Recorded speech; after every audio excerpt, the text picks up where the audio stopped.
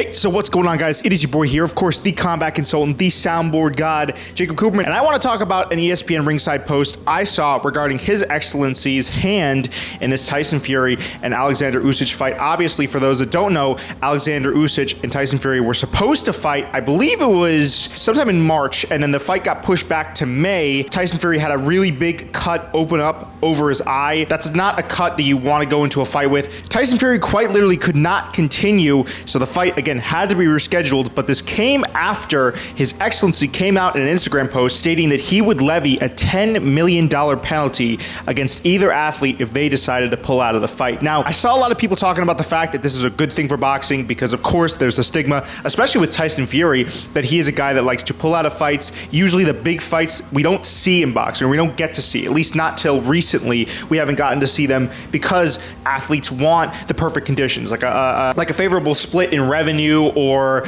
usually it's just contract negotiations, all that minutia, what arena it's going to be in, what country it's going to be in, right?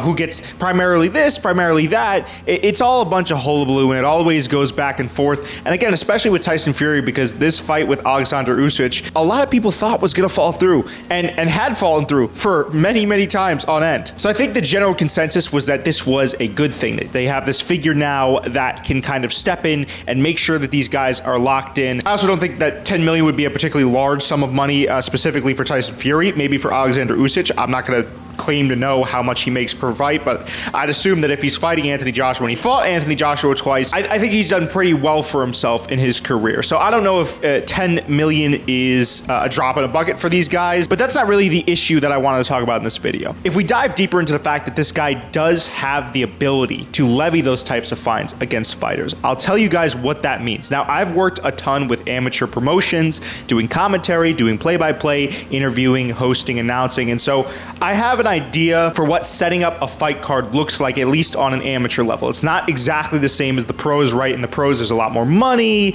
right? You have to take into account audience. And a lot of the shows I work at, we pack out the building, but it's mostly fighters' friends, families, and then some dedicated fans who really do like the promotion. Usually there's a bunch of work-ins, a rehydration clause, right? A rematch clause, all these clauses. And this is, again, what we talked about at the beginning of the video, why a lot of fighters tend to pull out or big fights don't get made, is because it seems like the athletes have so much control in the bidding war that is making a fight that usually things fizzle out. The point is that you have to have a certain level of access into the contract negotiations for these fights to be able to have those clauses. And what His Excellency has proposed, or I guess is just going ahead with, is a better phrase for it, is part of the contract.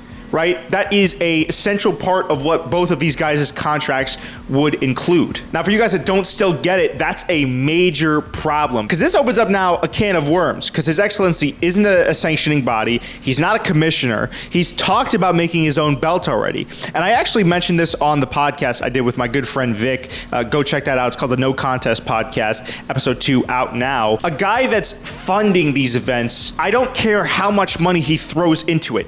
He should not have that much control or effect over the way a fight plays out. I understand that he's being generous. He has a ton of money to throw because it's over there in Saudi Arabia. My main concern is you look at promotions like the UFC, right? PBC. I'm assuming that this fight between Alexander Usyk and Tyson Fury would be on ESPN Top Rank. So Top Rank Boxing, all of these places are always going to be, and it's the case with any sports league, right? Funding is the name of the game, especially not in combat sports. We should not just grant anyone that throws a large sum of money the keys to having that level of access over contracts. The fact that he's making his own belt now, right, that screams to me, and I'm not trying to say anything bad about His Excellency. I guess I kind of am. That to me screams that he's a guy that likes things the way he likes them, and it gives me the vibe that he'd be the type of guy to say, I'm throwing all this money at you. Why are you guys not making this fight, this event, tailored exactly to the way that I want it?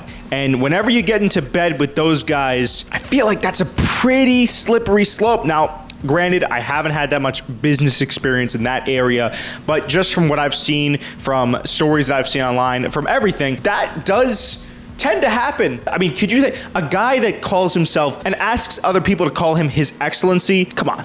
I have a bad feeling in the pit of my stomach. Let's just put it that way. I have a very, very bad feeling about where this interference could potentially go. I just want to make sure that we can have the mandates in the East, but we cannot let that shape the sport. I don't care how much money this guy puts in, right? That's the main thing, is I do not want the integrity of boxing, because I know he's making a lot of super fights as well that make me worried. I just want to make sure that the integrity of sports like MMA with the UFC, the PFL, all these different places, and boxing, a sport that's already had a pretty checkered past with corruption, doesn't sink below the surface and we all of a sudden have like a Pride and Yakuza situation. Way back in the day, for those that don't know, Pride was an MMA promotion and the Japanese mob had a heavy hand in fixing matches. I just don't want this to become like Saudi Arabian boxing, right? I want it to be boxing, and if they do events in Saudi Arabia, we can definitely conform to the ideals over there and whatever His Excellency wants. But if we're giving him the keys to contract negotiations, that is not going to go over well. Without further ado, guys, it has been your boy, the combat consultant, the soundboard god, Jacob Cooperman, and I'll see you on the next one. Peace.